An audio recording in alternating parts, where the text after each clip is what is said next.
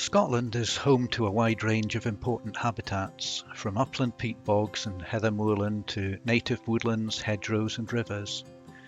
However, to protect, manage and restore these habitats from the pressures of habitat degradation, invasive species and climate change, we need efficient and effective ways to survey habitat condition and to monitor change. This will be particularly important as we move towards a time when private finance starts to feed into natural capital markets and biodiversity enhancement, and robust, measurable data is needed. That's where drone-based remote sensing can play a role to help land managers and ecologists to monitor, map and manage habitats quickly and at scale. If you're new to drone surveys and are interested in doing this yourself, the good news is that you don't need the most advanced equipment to get started. A basic multi-rotor drone with a good quality camera can deliver useful results, including high-resolution imagery of vegetation cover, rapid access to remote or rough terrain that would be difficult to survey on foot, and repeat flights to track change over time. For example, you might fly a 20-minute mission over a degraded peatland to map bare peat and erosion gullies.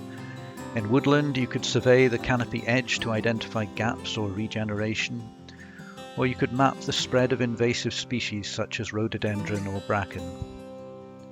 While it's possible to carry out some of these tasks using satellite imagery available online, this often isn't completely up to date or detailed enough to be useful at the farm scale. Moving beyond basic filming or photography, it's possible to get additional value even from standard imagery if you're using the right software. Images can be stitched together into larger areas suitable for use in mapping software. Structure from motion photogrammetry can use overlapping images to create an estimated 3D structure of vegetation, and this can help assess the amount of biomass present, which can be important when monitoring scrub encroachment, the effectiveness of bracken treatment, or for measuring woodland carbon stocks. Artificial intelligence models can also be trained to distinguish certain vegetation types based on color, texture, and shape in standard images, and use this to automatically measure the extent of things like bare peat or invasive plants. This type of analysis may require help from someone proficient in the use of the appropriate software. Stepping up from basic drone surveys to the use of more advanced technology is likely to require the use of professional service providers due to the cost of the more specialist equipment involved and the training required to use it. This includes the use of more advanced sensors like thermal imaging, multispectral cameras and LiDAR, which can provide much more detailed information. We've already discussed thermal imaging and its role in surveying wildlife such as deer in a separate video, but mounting this type of sensor on a drone allows the same thing to be done more quickly over large areas.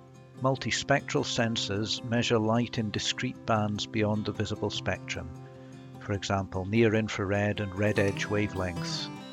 These can be used to calculate vegetation indices, which can be used to provide information on vegetation health, biomass, stress, and species composition. In Scotland, this might mean detecting early stress in native woodland regeneration, distinguishing vigorous heather from degenerate patches on moorland, or mapping bare peat and sphagnum recovery across a peatland restoration site.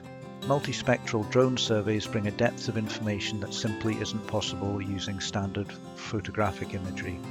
LiDAR, which stands for light detection and ranging, measures the time taken for laser pulses to be reflected off a surface and produces a detailed three-dimensional model, penetrating the vegetation canopy, capturing tree height, shrub layers and terrain under vegetation. For habitats like native woodland or scrub-encroached uplands, LiDAR data allows professional surveyors to quantify biomass, canopy complexity, and structural habitat condition. This can be particularly useful for accurate measurement of carbon stocks and is far more detailed than photogrammetry from standard photographs.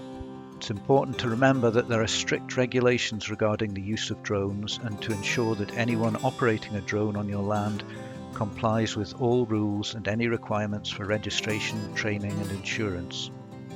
In summary, drone-based remote sensing offers a scalable, efficient and increasingly accessible way to monitor Scotland's habitats and safeguard biodiversity. whether it's basic survey work using entry-level drones or more advanced analysis using a professional drone operator. Drones and remote sensing are set to become a vital part of the toolkit for many land managers working for nature recovery in Scotland.